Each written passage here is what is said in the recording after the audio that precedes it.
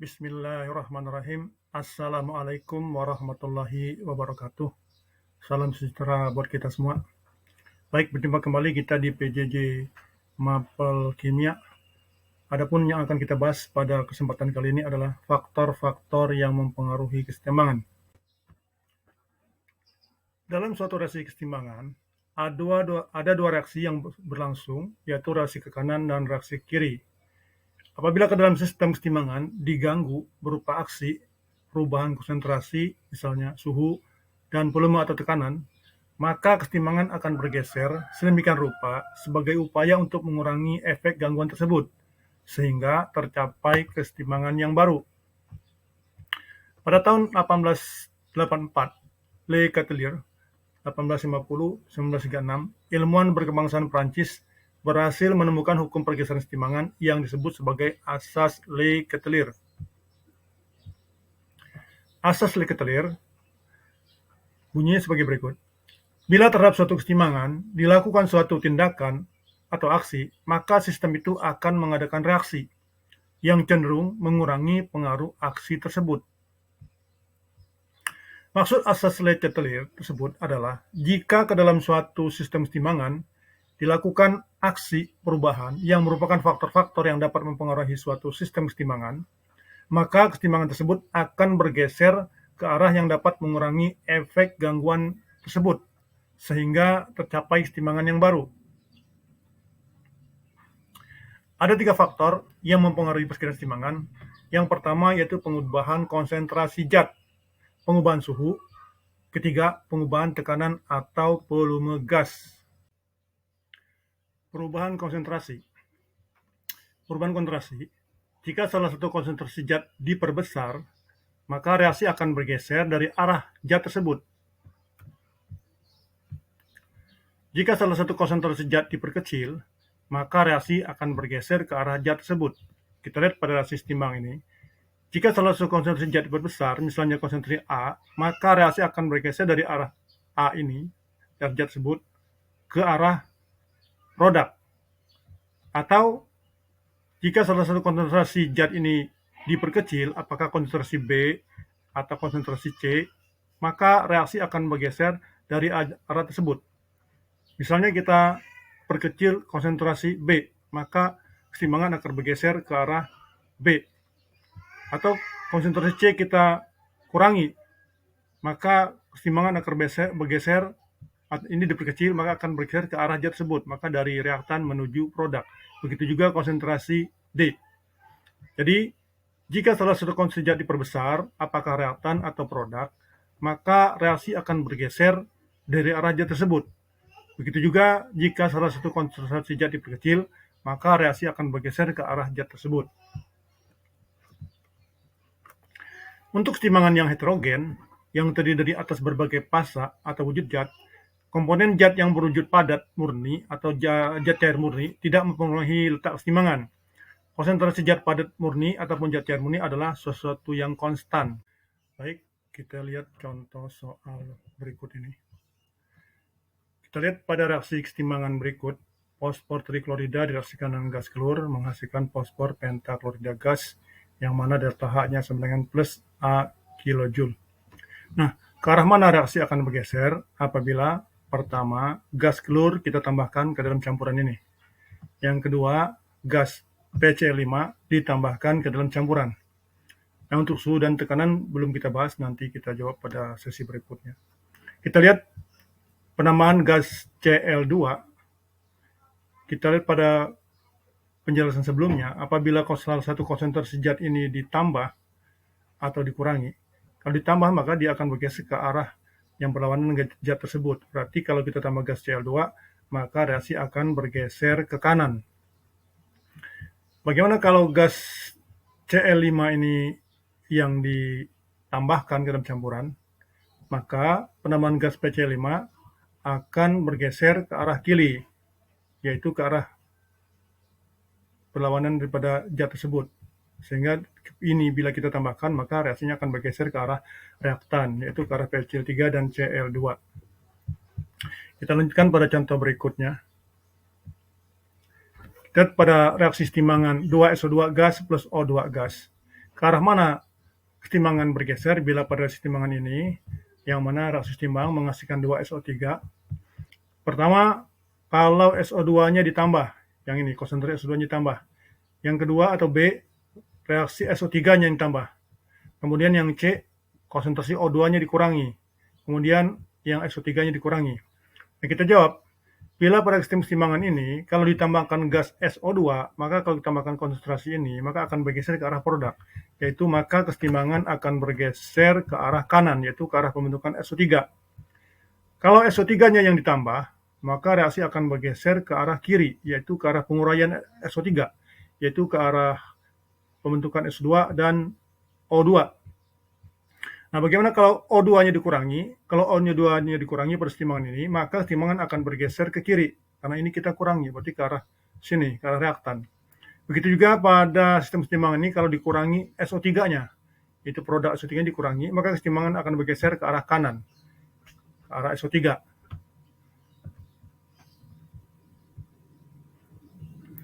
Nah, kita lihat pada contoh berikut, pada reaksi kesetimbangan misalnya Ag aqueous plus Fe2 plus terlarut ini. Reaksi timbang menghasilkan Ag endapan plus Fe3 plus aqua. Ke arah mana kesetimbangan bergeser? Jika Ag plus yang ditambah atau Fe3 plus ditambah. Di sini lihat pada bagian C, bagaimana kalau campuran ini diencerkan, yaitu dengan menambahkan H2O pada sistem. Kita jawab, kita lihat di sini jumlah molekul atau koefisiennya ruas kiri ini di sini 1 berarti jumlah molekulnya 2. Dengan sebelah di sini untuk yang Ag ini tidak kita hitung sehingga jumlah molekul koefisien ruas kanan 1. Koefisien Ag padat ini tidak dihitung. Nah, jika reaksi ditambahkan Ag+, maka kesetimbangan akan bergeser ke kanan. Di sini ditambah, maka ketika diberi dia akan memberi. Begitu juga kalau Fe3 ini yang ditambah, maka dia akan bergeser ke kiri. Nah, bagaimana kalau campuran ini diencerkan, yaitu kita tambahkan air. Jika ditambahkan air atau pengenceran, maka kesetimbangan akan bergeser pada jumlah molekul yang terbanyak. Jadi kita lihat di sini molekul terbanyaknya sebelah kiri. Bukan ke arah kiri atau kanan ya, ke arah jumlah molekul yang terbanyak. Tetapi di sini kita lihat molekul terbanyaknya sebelah kiri, maka reaksinya bergeser ke arah kiri. Baik, kita lanjutkan pengaruh perubahan suhu. Pada perubahan suhu, jika suhu dinaikkan, reaksi akan bergeser ke arah reaksi endoterm. Jika suhu diturunkan, reaksi akan bergeser ke arah eksoterm.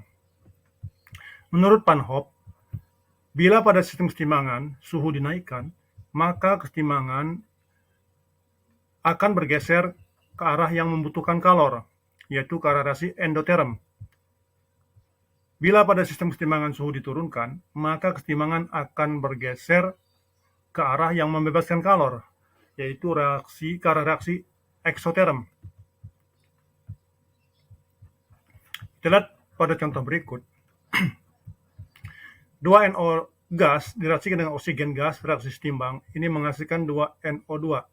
Reaksi ini ditandai dengan delta H-nya sama dengan negatif. Nah, kalau delta H-nya negatif, berarti reaksi ini adalah eksoterm.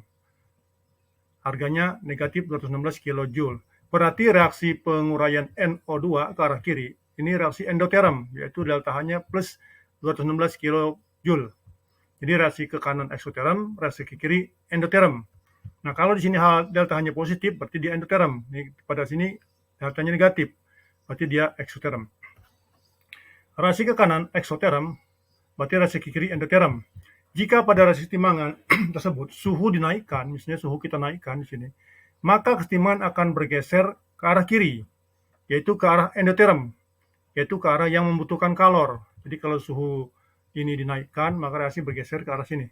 Nah, jika pada reaksi kesetimbangan ini suhu tersebut diturunkan, maka kesetimbangan akan bergeser ke arah eksoterm, yaitu ke arah 2NO2 gas. Kita lihat pada reaksi berikut. Di sini 2SO2 plus O2 gas, reaksi setimbang, menghasilkan 2SO3.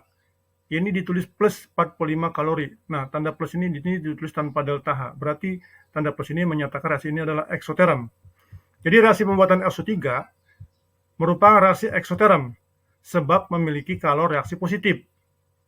Sudah tentu reaksi ke arah kiri, lawannya yaitu merupakan reaksi endoterm, sehingga zat XO3 disebut zat eksoterm, yaitu suatu zat yang pada proses pembentukannya menghasilkan kalor. Sedangkan zat SO2 dan O2 ini disebut zat endoterm, yaitu suatu zat yang pada proses terbentuknya memerlukan kalor. Nah, pada reaksi ini, jika suhu dinaikkan, berarti kita menaikkan atau menambahkan kalor, atau memberikan kalor. Berarti harus bergeser ke arah zat yang memerlukan, itu ke arah endoterm. Jadi kalau suhu dinaikkan, dia bergeser ke arah kiri, ke arah endoterm. Berarti bergeser ke arah SO2 dan O2 ke kiri. Nah, jika suhu diturunkan pada reaksi tersebut, maka akan bergeser ke arah yang mengeluarkan kalor atau melepaskan kalor, yaitu ke arah zat eksoterm. Berarti bergeser ke arah kanan, yaitu ke arah SO3. Nah, pergeseran ini karena sifat zat yang endoterm atau zat yang eksoterm.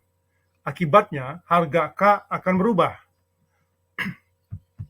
Dengan penambahan suhu, jika reaksi bergeser ke kanan, maka hasil reaksi bertambah dan reaksi berkurang. Dengan demikian, harga K-nya akan bertambah besar. Dan jika reaksi bergeser ke kiri, maka hasil reaksi berkurang. Reaksinya bertambah, maka harga K akan berkurang. Kita lanjutkan. Perubahan volume atau tekanan. Nah, perubahan tekanan atau volume, jika tekanan diperbesar, berarti volumenya diperkecil. Maka reaksi akan bergeser ke arah jumlah mol yang lebih kecil. Jika tekanan diperkecil, berarti volume diperbesar. Reaksi akan bergeser ke arah jumlah mol yang lebih besar. Jika dalam suatu sistem keseimbangan dilakukan aksi yang menyebabkan perubahan volume bersama dengan perubahan tekanan, maka dalam sistem akan mengadakan reaksi berupa pergeseran keseimbangan sebagai berikut. Jika tekanan diperbesar, berarti volume diperkecil, maka keseimbangan akan bergeser ke arah jumlah koefisien yang kecil. Jika tekanan diperkecil, volume diperbesar, maka keseimbangan akan bergeser ke arah jumlah koefisien yang besar. Nah, kemungkinan yang terjadi pada suatu reaksi keseimbangan, koefisien yang lebih kecil bisa saja terjadi di sebelah kiri atau sebelah kanan, atau kemungkinan sebelah kiri dan kanan sama jumlah koefisiennya.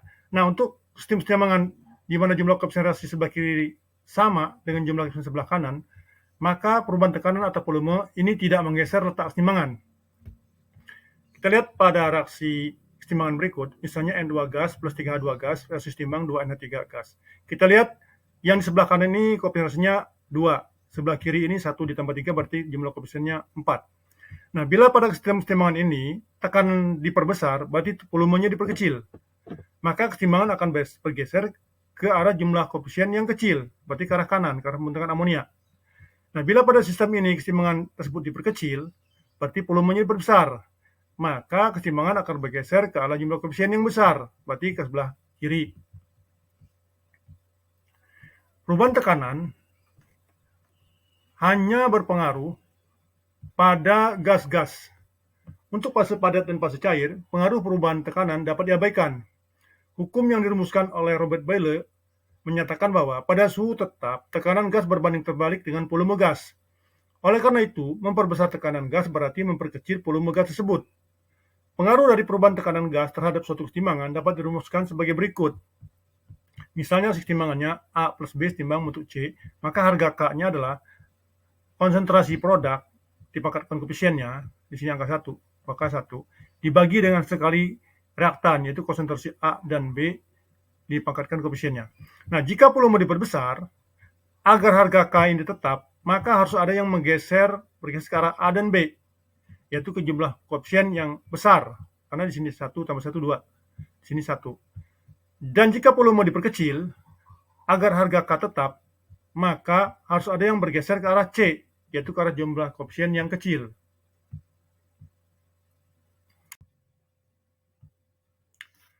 Perhatikan, jika tidak bergeser, volume diperbesar, harga K akan makin besar. Untuk diingat, jika volume diperbesar, tekanan diperkecil, maka akan bergeser ke arah jumlah koefisien yang besar. Jika volume diperkecil, tekanan diperbesar, maka akan bergeser ke jumlah koefisien yang kecil. Nah, bagaimana kalau jumlah koefisien kanan dan kiri sama? Kita lihat pada timbangan ini misalnya. Dari persamaan ini kita dapat K-nya sama dengan konsentrasi C dikali konsentrasi D dibagi konsentrasi A dikali B. Kita tahu konsentrasi ini adalah mol per volume, sehingga mol C per V, mol D per V, mol A per V, mol B per V. Volume ini bisa kita coret habis, maka sama dengan mol C dikali mol D dibagi mol A dikali mol B. Harga K tidak dipengaruhi volume, maka volume atau perubahan tekanan tidak akan menggeser kesetimbangan.